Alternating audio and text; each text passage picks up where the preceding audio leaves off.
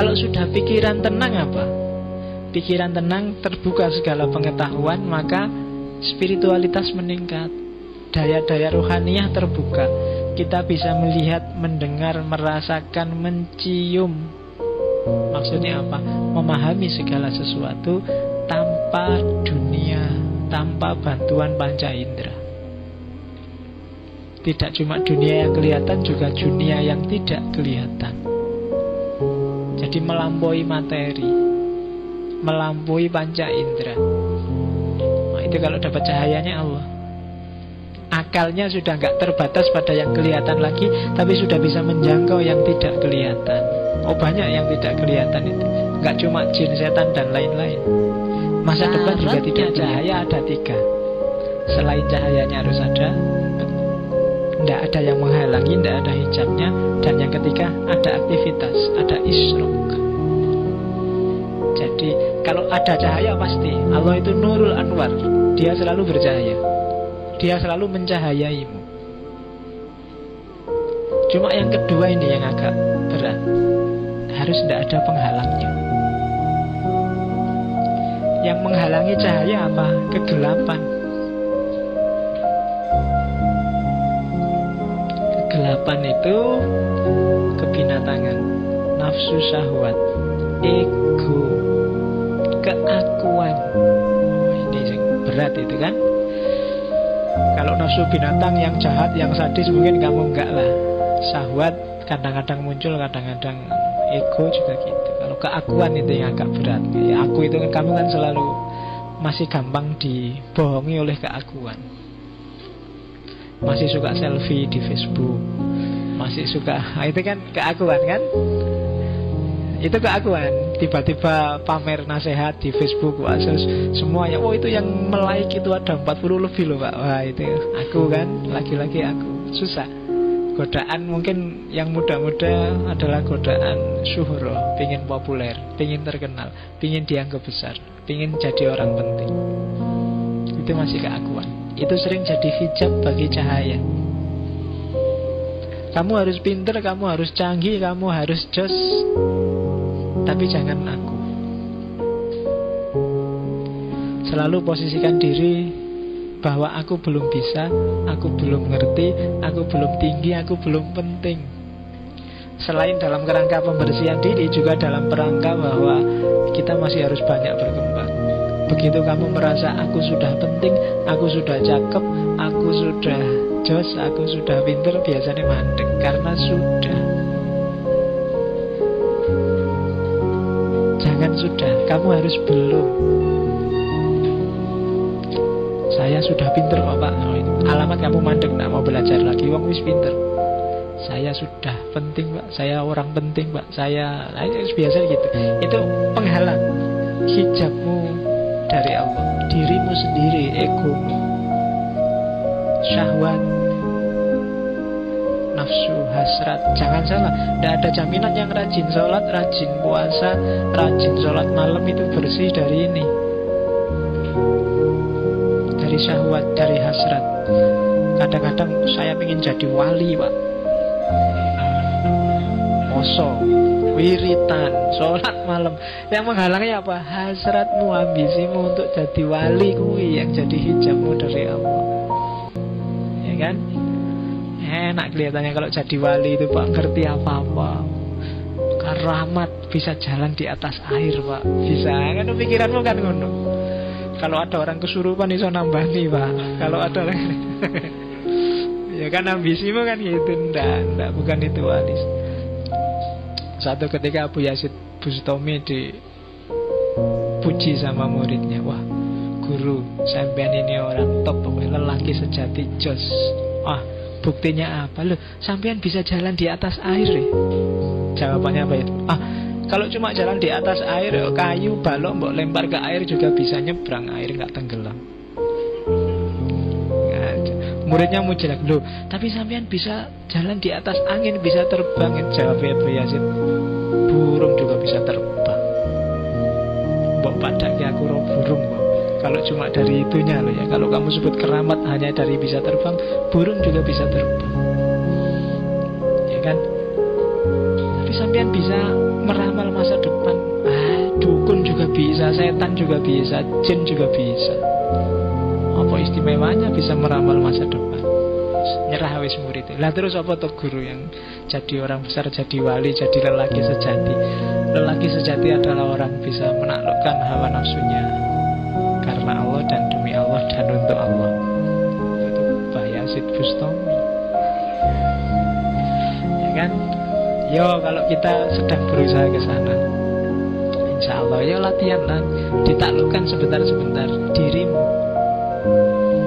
Saya dulu pernah dikasih amalan ritual yang apa tuh maksudnya tidak jelas, tapi yo dijalanin aja dan mungkin ketemu tiba-tiba ya salah seorang guru-guru biasanya, Faiz, sekarang tak perintahkan 40 hari ke depan sholatlah maghrib di masjid dan jangan turun dari masjid sebelum selesai sholat isya.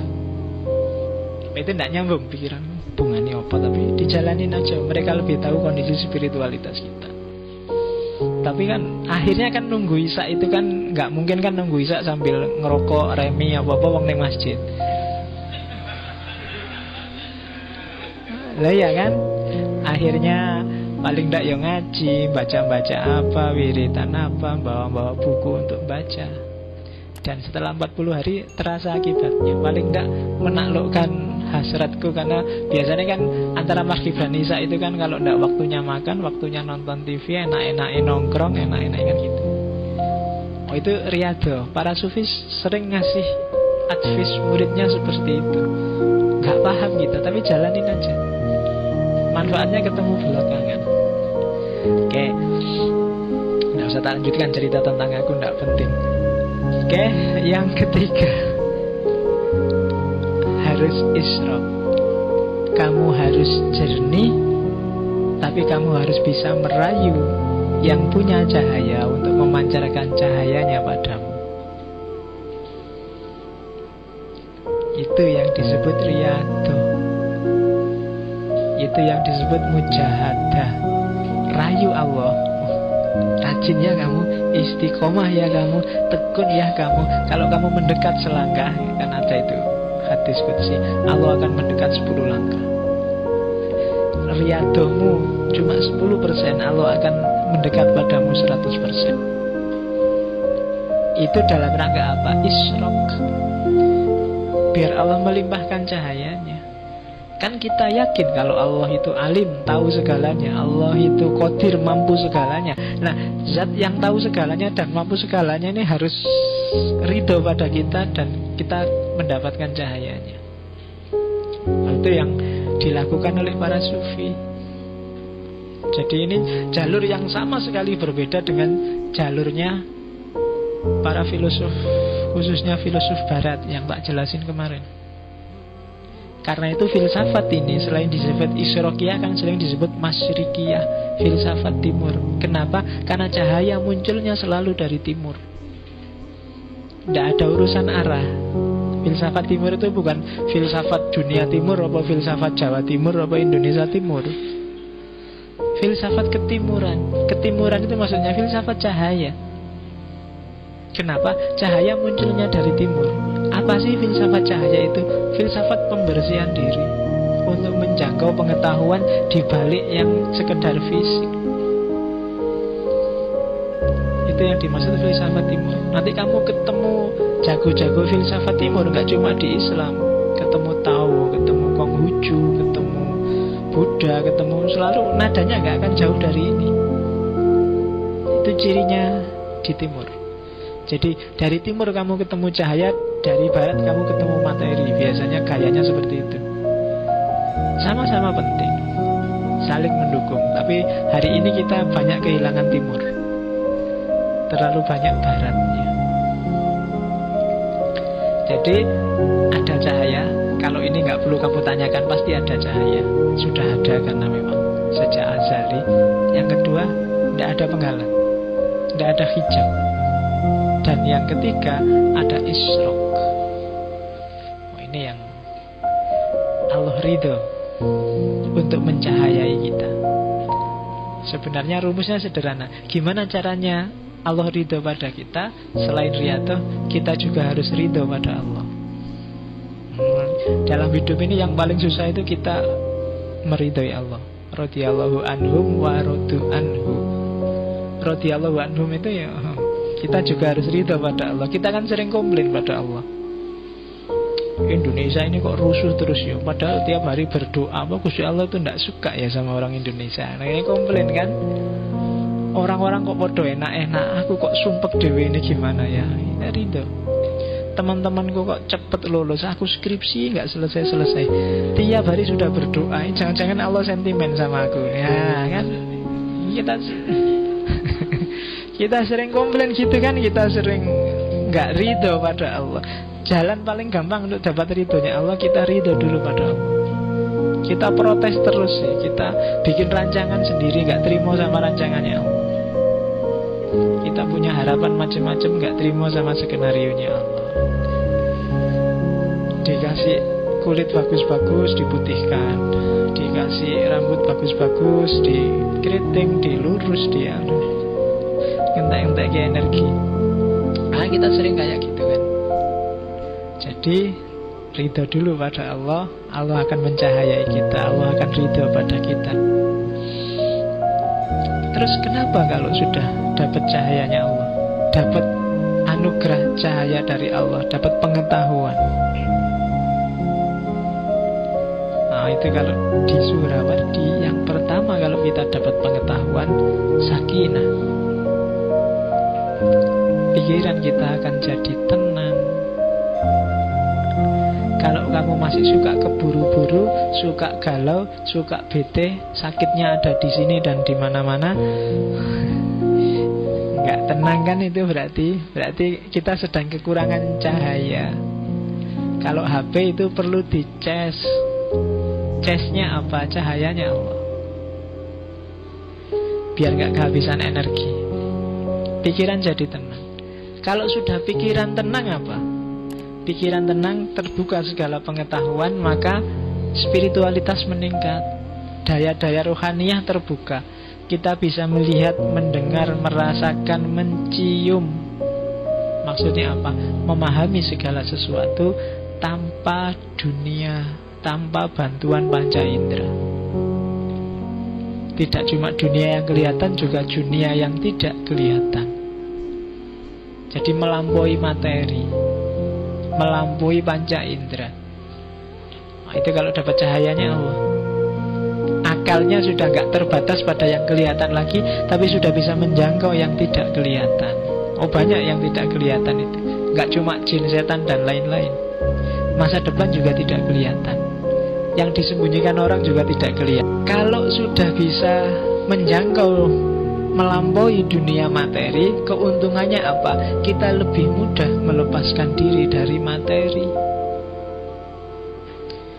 Apa sih sumber kegalauan, sumber kesumpekan kita selama ini sehingga kita tidak tenang? Kalau tidak tenang, pengetahuan pasti tidak bisa masuk, karena kita banyak terikat oleh yang materi dan indrawi. Coba kamu cek isi pikiranmu, isi batinmu, yang bikin kamu galau apa? Pasti urusan materi dan indrawi. Duit habis, tugas belum selesai, dikejar-kejar harus cepat lulus, pacar urung duwe padahal S2 mau lulus. Terus lah iya kan, lo itu kan urusan indrawi, urusan materi semua, bikin kamu galau. Dan kamu gak bisa keluar dari sana apa? Karena pikiranmu, batinmu gak bisa melampaui itu. Mentoknya cuma di situ. Kalau kamu sudah bisa melampaui itu, membersihkan batinmu lebih mudah, karena kamu gak terikat lagi. Membuang yang tidak terikat kan lebih gampang dibandingkan yang kamu melekat di sana. Jadi mudah membersihkan diri. Kalau sudah bersih, kamu bisa nyambung sama Maha Cahaya. Jadi kalau timur untuk dapat pengetahuan tidak agresif, tapi reseptif. Kalau barat harus keluar dari dirinya. Kalau orang timur masuk ke dalam dirinya, bersih-bersih, terus dia akan dapat limpahan. Kalau orang barat lebih capek karena dia harus keluar, sibuk mengejar. Itu pun tidak pasti kebenaran hasilnya, biasanya spekulasi, terminal-terminal sementara. Sehingga ketika sudah capek baru mikir, wah aku capek-capek gini, keliru mungkin jalannya, baru balik.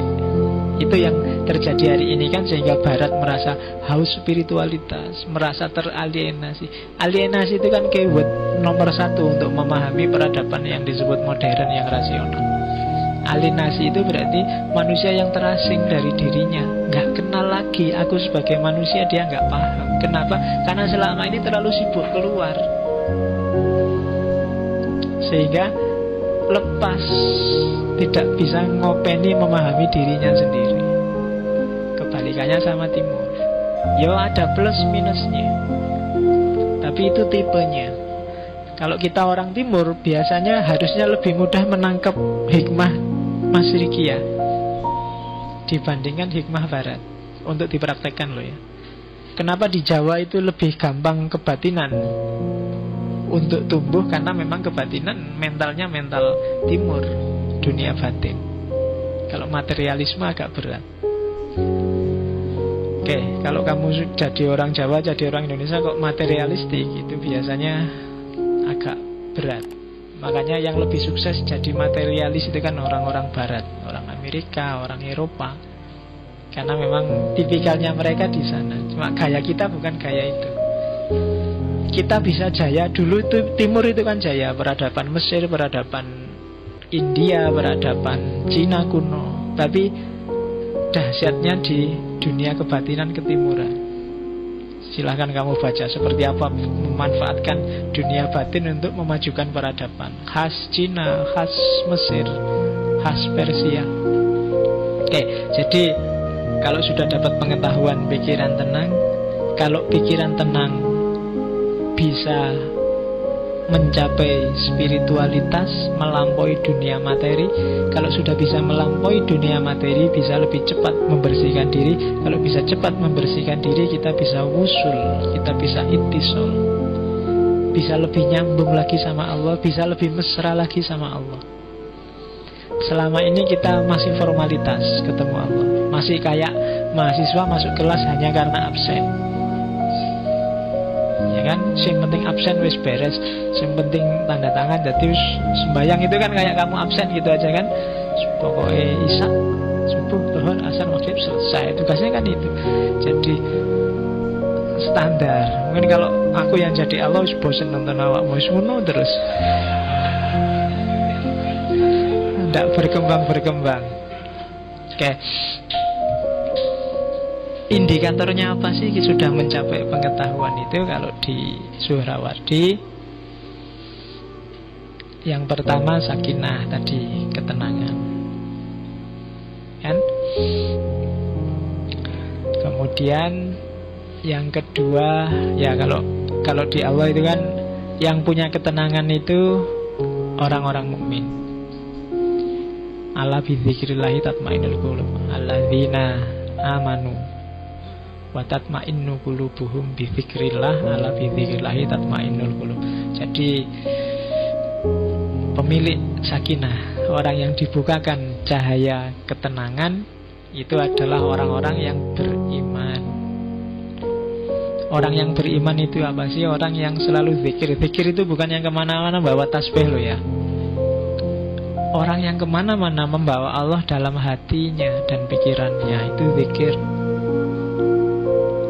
Orang yang kayak gini punya kans paling besar untuk mendapatkan cahayanya Allah. Dan di antara karomahnya Suhrawardi, kata sahabat-sahabatnya adalah Suhrawardi sudah mencapai level karomah, apapun yang dia inginkan akan terwujud.